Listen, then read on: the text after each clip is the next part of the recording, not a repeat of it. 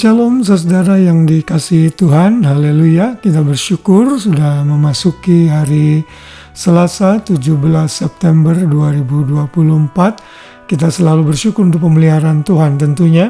Terlebih lagi dalam renungan malam ini, kita kembali belajar firman Tuhan sebelum kita tidur dan beristirahat, yaitu mengenai tema mengelola hidup.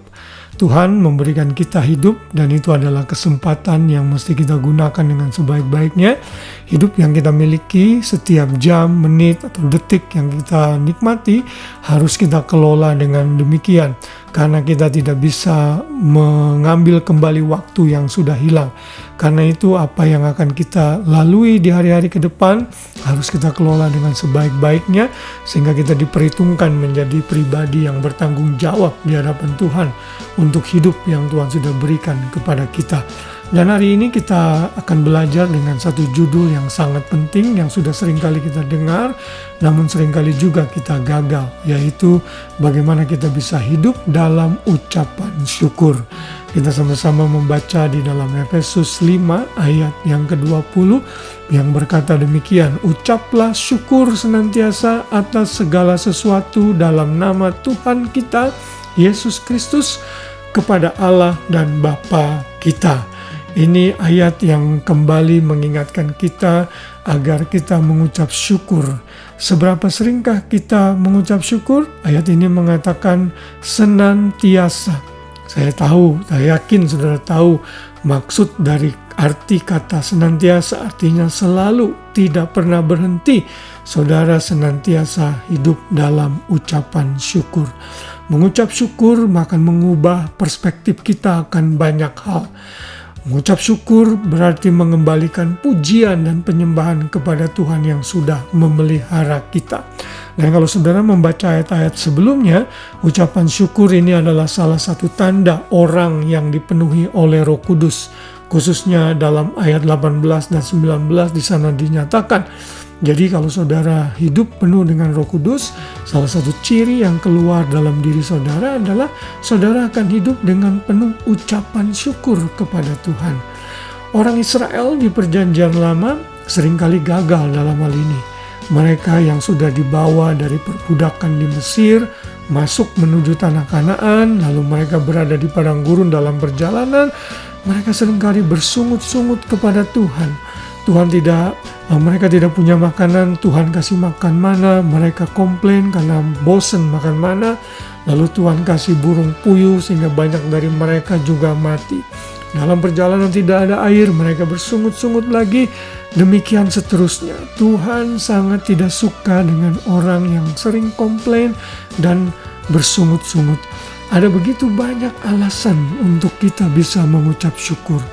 Coba bayangkan, kalau saudara bisa tidur terbaring saat ini, lalu telinga saudara masih berfungsi dengan baik, otak saudara, akal budi saudara masih berfungsi dengan baik, itu adalah hal yang sangat penting saudara bisa mengucap syukur. Ingat akan hal itu karena tidak semua orang bisa dan memiliki kesempatan seperti itu. Karena itu selalulah mengucap syukur kepada Tuhan.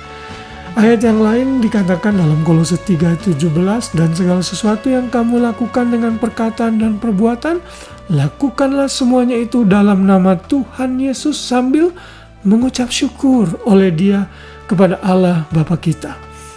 1 Tesalonika 5 ayat 18 berkata, "Mengucap syukurlah dalam segala hal, sebab itulah yang dikehendaki Allah di dalam Kristus Yesus bagi kamu." Jadi mengucap syukur itu bukan hanya harus senantiasa, tapi juga dalam segala hal.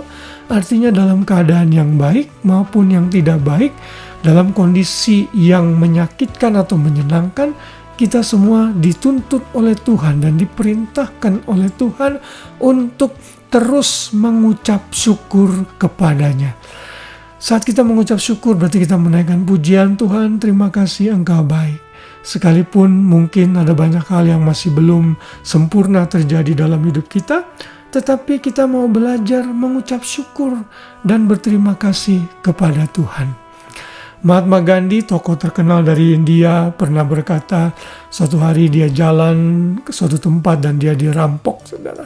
Setelah dirampok dia bilang, "Saya bersyukur, saya masih memiliki barang ini, tidak semuanya dirampok oleh para perampok.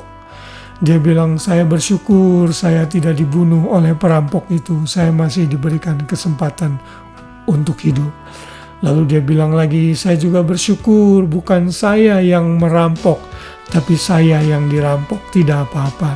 Saudara, ini satu sikap hati yang benar. Apakah dia orang percaya atau tidak, tapi sikap hati seperti ini harusnya dilakukan oleh orang percaya juga. Karena itu mari kita sama-sama pada malam hari ini sebelum tidur belajar mengucap syukur. Bahkan setiap saudara tidur dan bangun pagi, saudara berkata, Tuhan terima kasih untuk hari yang kau beri. Saya mau istirahat, saya percaya Tuhan menyertai saya. Pada saat saudara bangun pagi, saudara berkata, Tuhan terima kasih untuk hari yang Tuhan sudah berikan hari ini.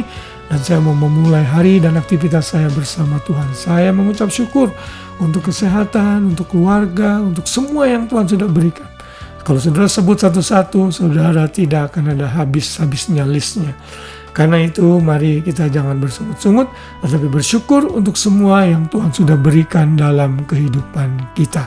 Dan biarlah kita menjadi pribadi yang senang untuk mengucap syukur. Karena saat kita bersyukur, kita kembalikan segala pujian, kemuliaan hanya bagi Tuhan saja. Haleluya, Tuhan memberkati kita semua. Selamat malam, selamat beristirahat. Shalom.